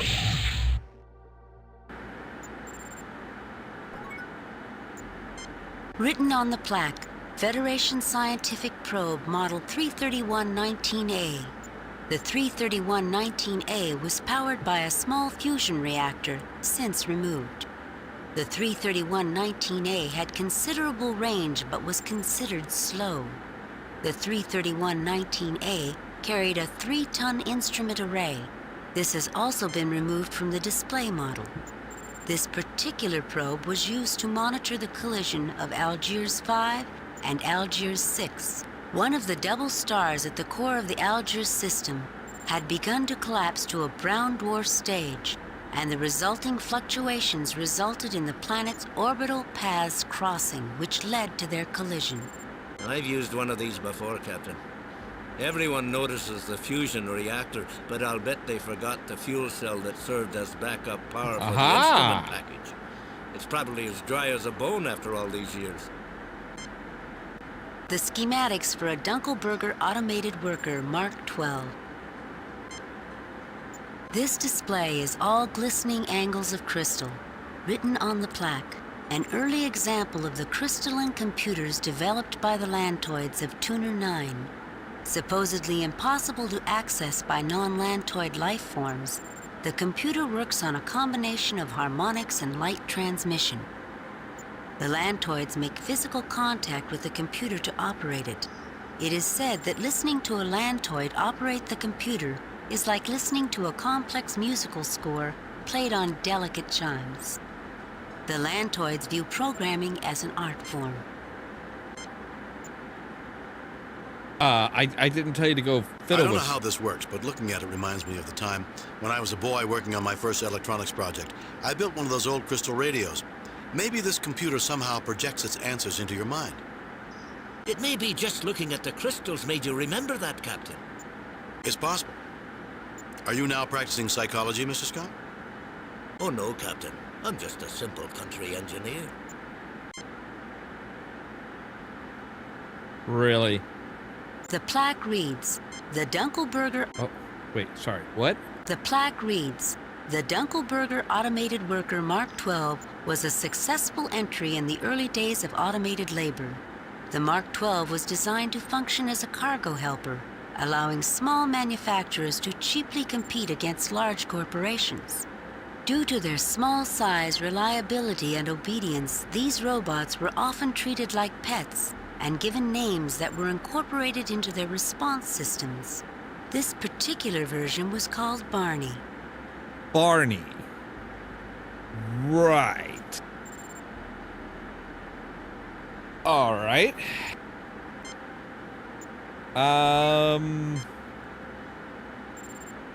Let's can we It probably wouldn't hurt anything to take one crystal. It's just a display after all. This one looks good. You get no response. Okay, but can it charge a capacitor? There's only a wee bit of juice in this capacitor, but I think it'll be enough to power up the robot. It's a tight squeeze, Captain. I don't think we'll be able to get it back out once it's in. Should I go ahead and do it? Ooh,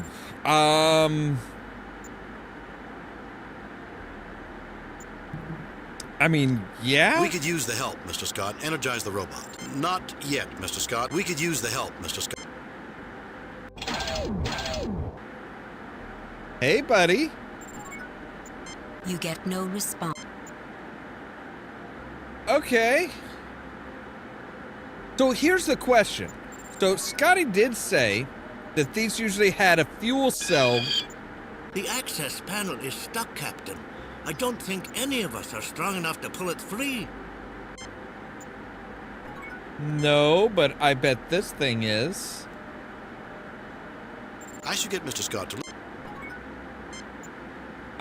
Okay, so...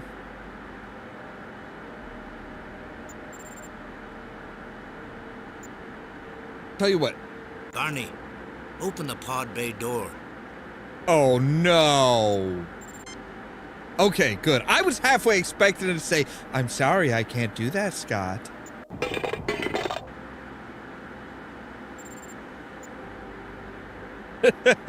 I was expecting a Hal reference there, but okay. I knew it. They forgot to take out the fuel cell. That fusion reactor always scares people enough that they forget the backup cell. It's dry now. You'd need to wet this beauty down and get a catalyst in her. Would cognac work?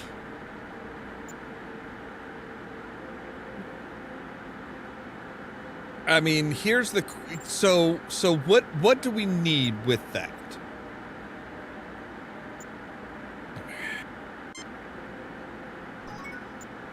So we need to get it wet.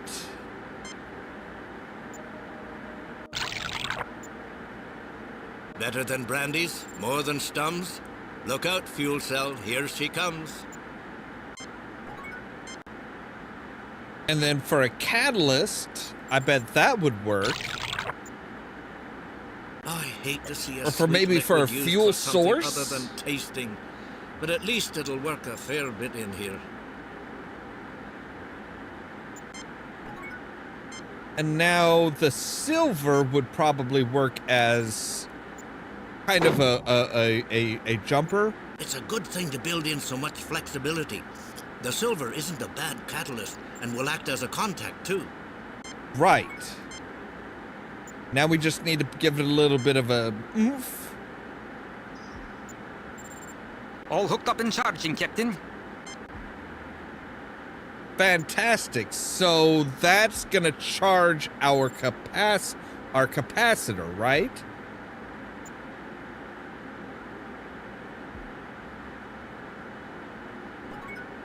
I mean, in theory, it should be charging the capacitor,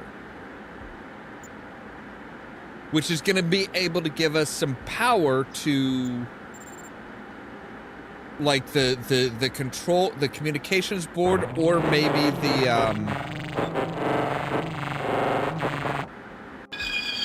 All ready to go, Captain.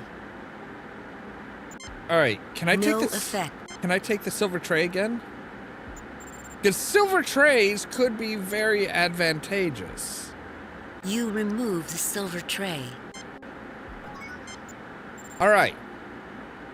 Cool. So, here's what I'm thinking. If we can use that capacitor to power the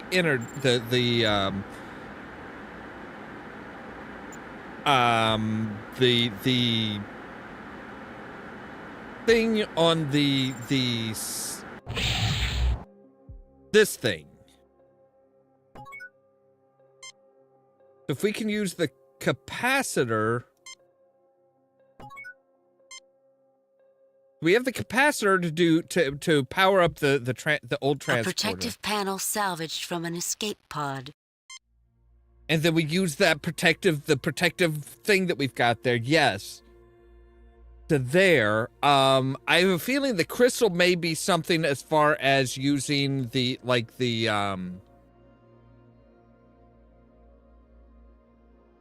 I think the crystal has a certain amount of energy, I think. Because it's part of like a musical computer.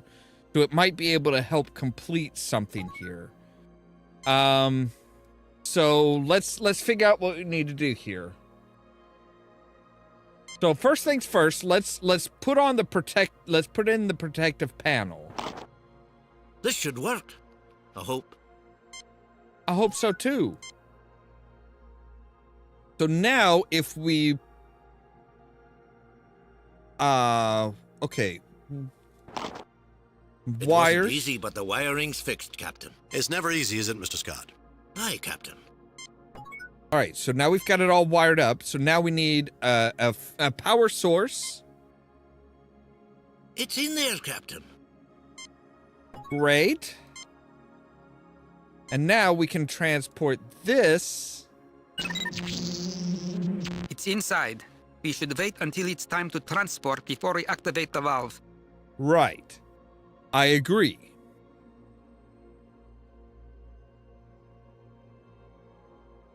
Good idea, Ensign. All right, so I think we're good. I think we're ready to transport that. You know what? I should probably save because we have done a lot of stuff here. I'd say this piece of equipment would need a professional. No, I don't think that's... I wasn't telling you to use your cell phone, We're Mr. about as ready as we can get, Captain. I'll have the robot open the gas valve and I'll transport on your signal. Shall we give it a go? Sure. We're gonna be way the fuck over here, okay? Energize, Mr. Scott. Let's hold off for... Energize, Mr. Scott.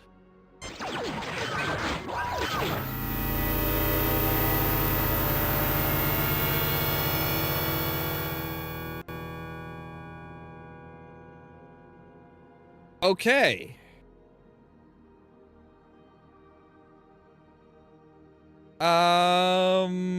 Right. So we could do that. Security lockdown?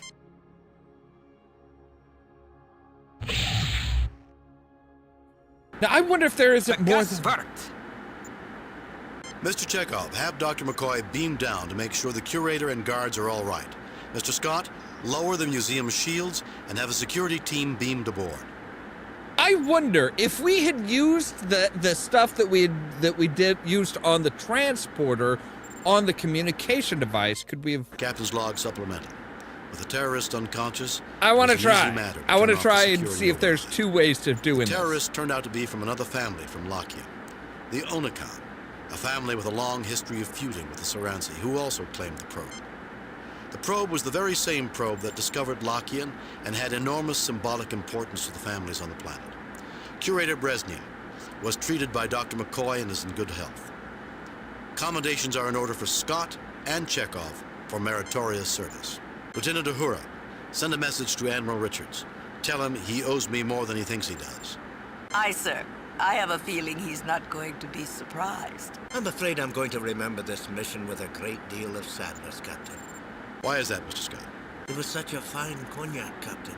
It was just waiting for us, and now it's gone forever. Such a waste. You always remember the one that got away. Sure, Scott. Captain, message incoming from... I see they got our report. I've reviewed your Well done, Kirk. Keep up the good work. I must say, however, your performance is not what we've come to expect from James T. Kirk. I guess we all have our off days, Captain. Right. Okay. So, all right. So we're gonna load back up before we... Oh, crap. You know what? We may not... Ooh. I'm not sure if we can go back far enough to disassemble Captain's that. log, stardate.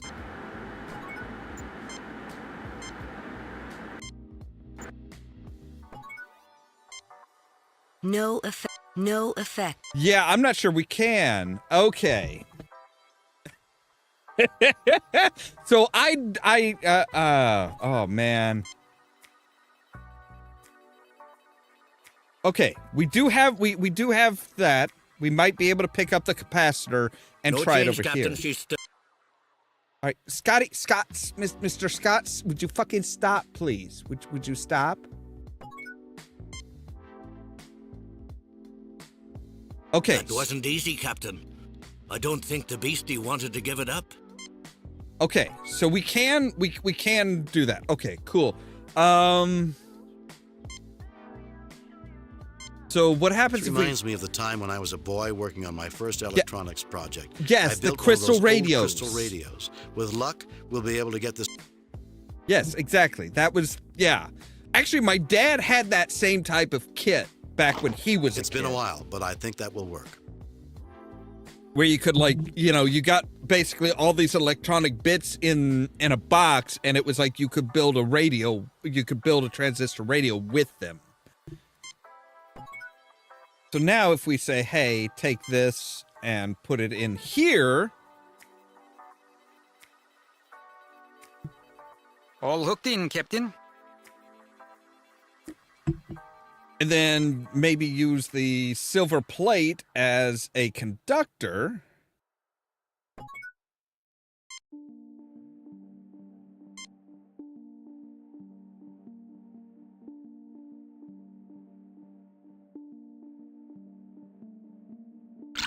I rigged up an isolated piece of frame in there as one conducting plate and the tray as the other.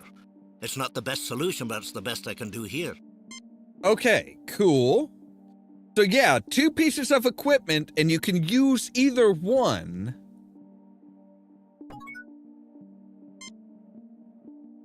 Well, let's see how well this works.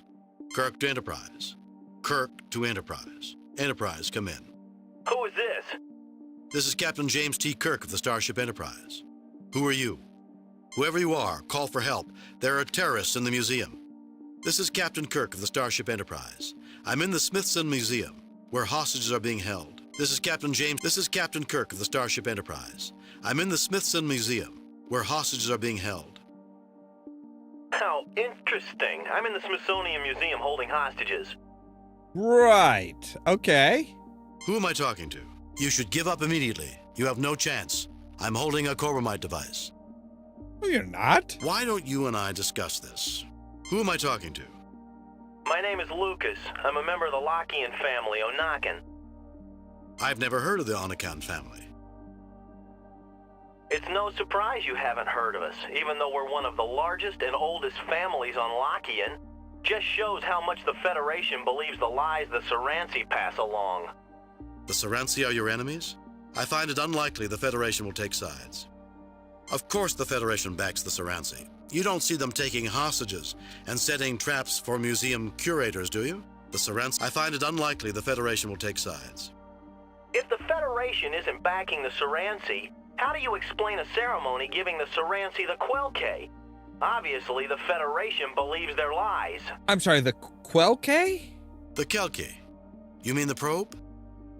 It is more than just a probe to us. The Quelke discovered Lockian generations ago. The entire race owes its existence to the Quelke. I knew it had great significance. I just didn't know there was anyone else involved.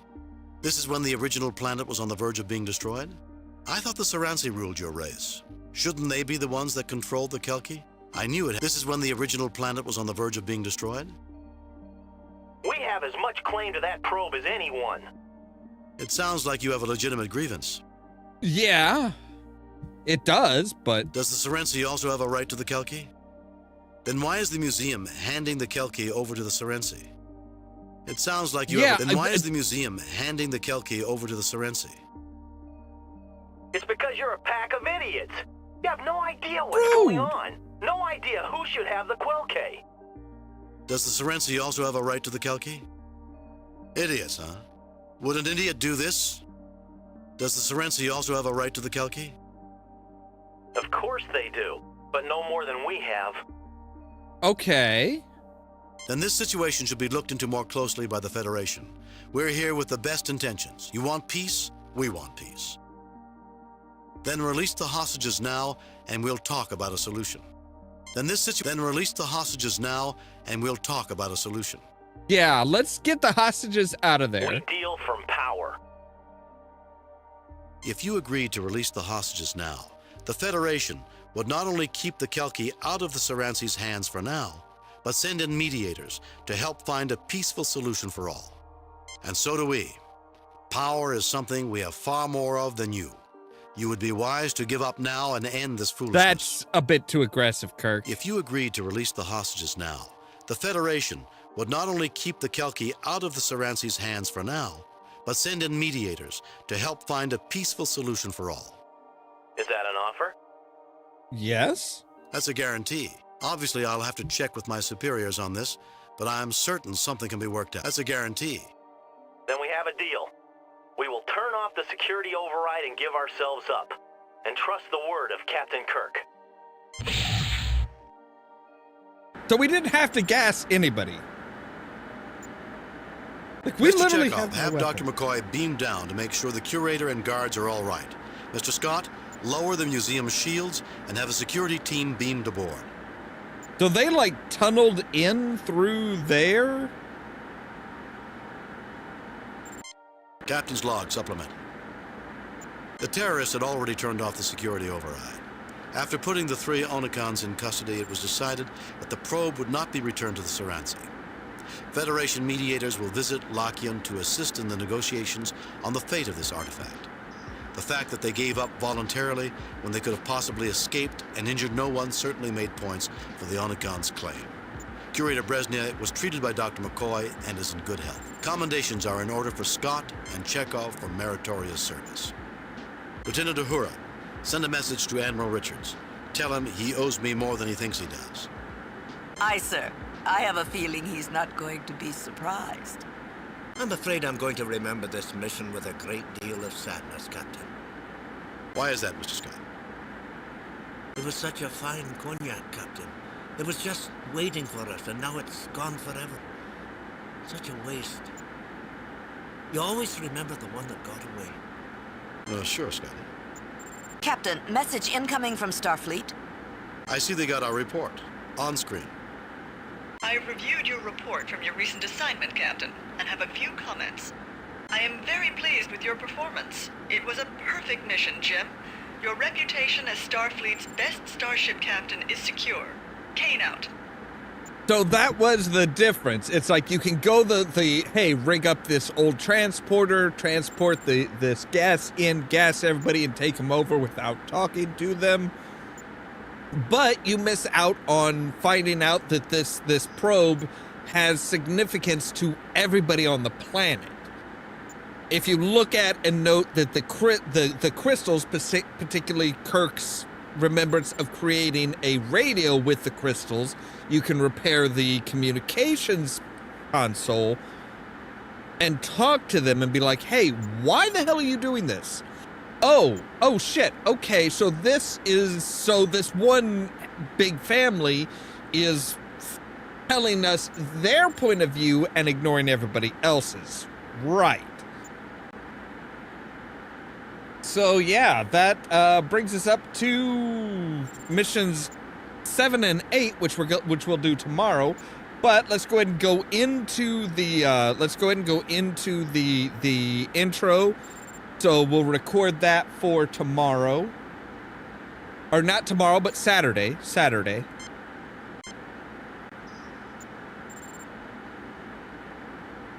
So fly off from another pink gassy planet.